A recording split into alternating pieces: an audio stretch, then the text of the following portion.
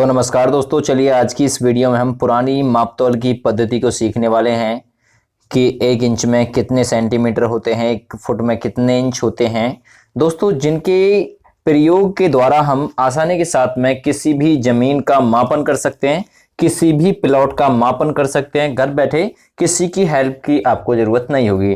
दोस्तों, मैं आप सभी को पहले ही इसमें क्लियर किए देता हूं, इस वीडियो में मैं आपको केवल और केवल ऐसे बताऊंगा कि 1 इंच में कितने सेंटीमीटर होते हैं, 1 फुट में कितने इंच होते हैं। और अगली वीडियो में मैं आप सभी को भूमि का मापन सिखाऊंगा, यानी भूमि को कैसे मापते हैं। सबसे पहले आपको ये चीज पता होनी जरूरी है कि किसको कितना रखा गया है। ठीक है, एक फर्लांग बराबर कितना होता है, एक चैन बराबर कितना होता है। तो सबसे पहले ये छोटी छोटी सी चीजें जो कंपलसरी हैं आपके लिए, ये काफी ज्यादा जानना जरूरी है। दोस्तों, कंपटीशन एग्जाम से रिलेटेड वीडियो भी हम अपने यूट्यूब चैनल पर डालते हैं रोजाना आप सभी के लिए।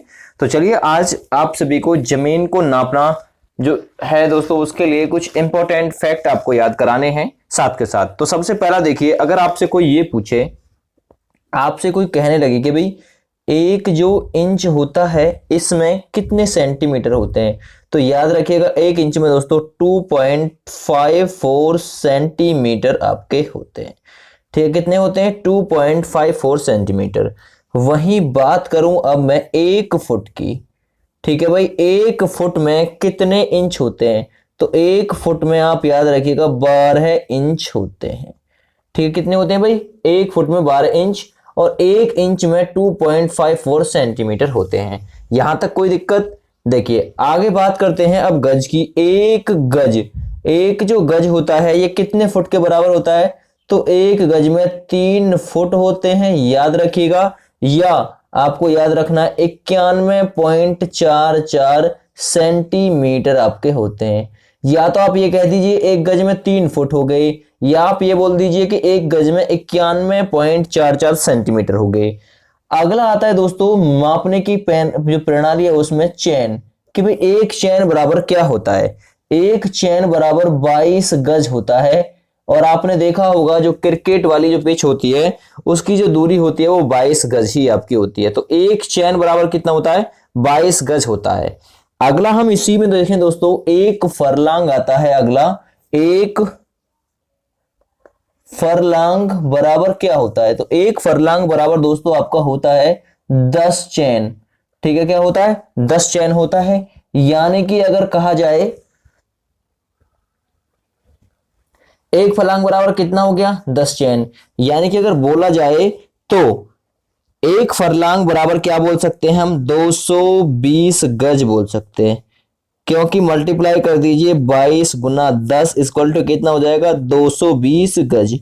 तो हम ये भी बोल सकते हैं कि एक फरलांग में 220 गज आपके होते हैं। यहां तक कोई दिक्कत? अब बात आती है मील की। आपने सुना भी होगा मील में जो दूरी मापी जाती है कि 1 मील कितने के बराबर होता है? तो 1 मील बराबर होता है दोस्तों 8 फरलांग के। तो याद रखिएगा 1 मील कितने के बराबर? 8 फरलांग के। तब क्या हो जाएगा दोस्तों, आप याद रखिएगा। ठीक है, अब आपको निकालना है गज। 1 गज में मतलब एक फरलांग में कितना हो गया? एक फरलांग में आपका दोस्तों पता है कितना हो गया? 222 गज। तो 8 फरलांग में कितना हो जाएगा? 222 गुना 8 यानी कि 1760 गज। ठीक है, तो याद रखिएगा ये भी। 1 मील के लिए दोस्तों आप क्या बोल सकते हैं? 1 मील के लिए आप 1760 गज भी बोल सकते हैं। यहां तक क्लियर हो गया? अब मैं दोस्तों इसे आगे बना के दिखाऊंगा आपको सेंटीमीटर। देखिए यहीं से हम शुरू करेंगे। ठीक है, देखिए यहां पर कितने हो गए? 1760 गज हो गए। अब ये गज हैं, आपने देखा होगा 1 गज में कितने सेंटीमीटर होते हैं? 91.44 सेंटीमीटर होते हैं। तो 1760 मल्टीप्लाई बाई 91.44, ये क्या हो गए दोस्तों? ये सेंटीमीटर हो गए। ये गज थे, इसको 91.44 की मल्टीप्लाई करने के बाद में किस में बदल दिया? सेंटीमीटर में दोस्तों इसमें को आपने बदल दिया। तो ये कुल मिलाकर सेंटीमीटर कितने हो जाएंगे? 160934। पहले मल्टीप्लाई करके दोस्तों मैंने अपने पास रखा है। ठीक है, 4.4 सेंटीमीटर ये आपके हो गए। ठीक है भाई, तो ये गज थे। 1 गज में कितना होता है? 91.44 सेंटीमीटर। तो ऐसे ही दोस्तों आपने देख लिया कि भाई कितना सेंटीमीटर हो गए? 1760 गज में। तो ये आपके सेंटीमीटर। ठीक है, तो दोस्तों सेंटीमीटर आपके कितने हो गए 160 934.4 सेंटीमीटर। ठीक है, यहां तक आ गया।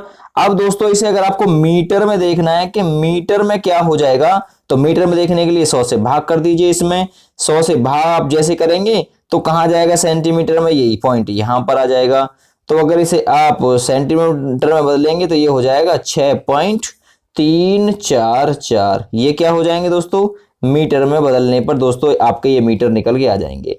ठीक है, आपने देखा। चलिए एक मील में अगर आपको इसे बदलना है, मील में तो मील में बदलने के लिए दोस्तों आप क्या करेंगे, इस दिए गए को आपको क्या कर दीजिए दोस्तों, मील से मतलब किलोमीटर में बदलने के लिए, सॉरी, ठीक है, किलोमीटर में बदलने के लिए क्या करेंगे, आप इसे 1000 से भाग दीजिए। मीटर से मतलब मीटर में बदलने के लिए किससे भाग दिया था, 100 से।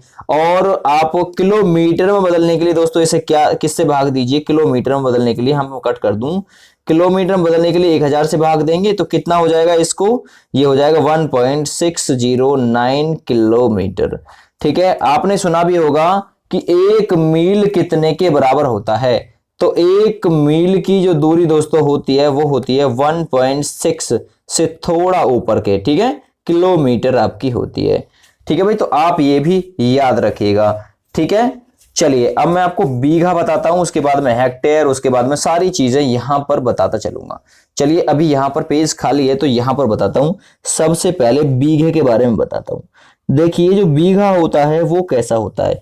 बीघे में दोस्तों ये वाली साइड ये 44 गज की होती है 100%, और ये भी 44 गज की आपकी होती है। तो ये होता है आपका बीघा। अब बीघे में भी दोस्तों अगली वीडियो में आपको बताऊंगा पक्का बीघा कैसा होता है, कच्चा बीघा कैसा होता है। सबसे पहले यहां पर देख लेते हैं। तो एक बीघे के बराबर हम बोल सकते हैं, बीघा बराबर होता है, ठीक है, बीघा बराबर कितना होता है 44/44। ठीक है, 44/44 स्क्वायर यार्ड। ठीक है, स्क्वायर यार्ड यानी कि गज। ठीक है, याद हो गया आपको। तो एक बीघा बराबर होता है 44/44 स्क्वायर यार्ड।